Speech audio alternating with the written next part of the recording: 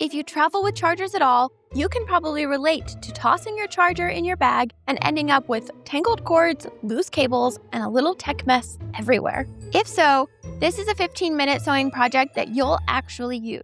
It's perfect for travel days, weekend trips, and packing for your carry-on, but it's also great for everyday stuff too, like coffee shop work sessions or quick day trips when you just need to top off your phone or camera. This cord wrap keeps your cords compact, neat, and easy to grab. And this version has a small design detail that keeps the cord from sliding out. Hi, I'm Victoria, and I help you sew practical, stylish accessories that are ready for real life and real adventures. Cord wraps aren't a new idea. We've all seen them before. But when I started thinking about making one for myself, I kept coming back to the same question. How does the cord actually stay inside? So instead of using a single snap, this design uses two snaps in a really simple way. The first snap wraps over one side of the cord bundle, and the second snap closes the whole wrap around it. This little extra step keeps the cord from sliding out the bottom and makes everything feel a lot more secure in your bag. It's still a very simple, beginner-friendly project that you can sew in about 10 or 15 minutes, definitely under a half hour. It's quick, practical, and easy, but the way that it closes makes a big difference in how well it actually works. For supplies, you only need 3 things. 2 small fabric scraps, about 6 inches by 3 inches each, 2 sets of cam snaps, and coordinating thread. That's it. I also have a free pattern for this project, and it makes the process easier. The pattern gives you the rounded shape already laid out for you, so you don't have to measure, draft, or try to draw even curved edges yourself. It also includes snap placement guides, so you know exactly where to install your snaps for a clean, consistent result. You'll also find 2 size options in the pattern as well. I'll be demonstrating on the smaller cord wrap for this video, but the pattern also includes a larger size that works better for laptop chargers, especially ones with bulky charging bricks. The steps are exactly the same. You can download the free pattern using the QR code on screen or the link in the description below. The free pattern also comes with written step-by-step instructions and illustrated graphics that pair well with this video, so you can use both together and easily make another without having to hunt for the tutorial again. Now let's jump into the steps.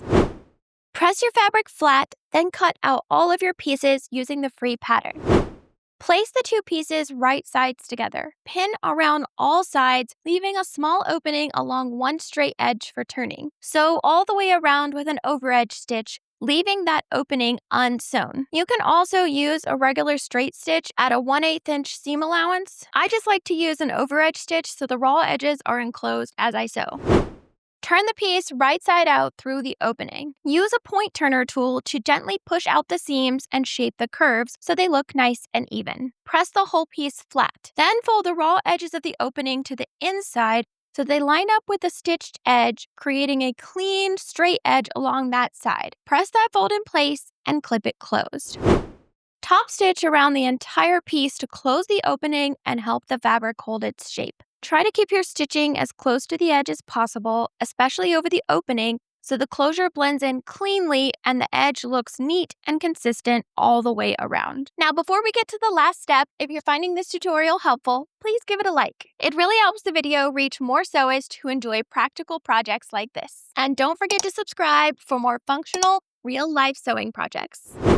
Use the snap placement template from the free pattern to mark all 4 snap locations. Lay your piece flat with the inside of the fabric facing up and follow the pattern diagram for snap direction. I like to mark the points with my disappearing ink pen so I don't have to worry about them later. There are 2 snap enclosures and one of the snaps is installed in the opposite direction on purpose. For the first closure, the snap that holds the small loop around the cord, both snap caps go on the outside of the wrap. For the second closure, the snap that closes the full wrap, one side is flipped so the snaps can meet correctly when the wrap folds over. Here's a simple rule when you're looking at the piece with the inside facing up. Snap locations 1, 3, and 4 all have their caps on the outside of the fabric. At location 2, the cap goes on the inside of the fabric instead. That flipped snap is what allows the second closure to line up correctly when the wrap folds over. Now, before you press the snaps, fold the wrap closed to double check the snap directions and alignment. This is the easiest way to catch a backwards snap before it becomes permanent. Now, let me quickly show you how it works. Lay your finished wrap down with the inside facing up.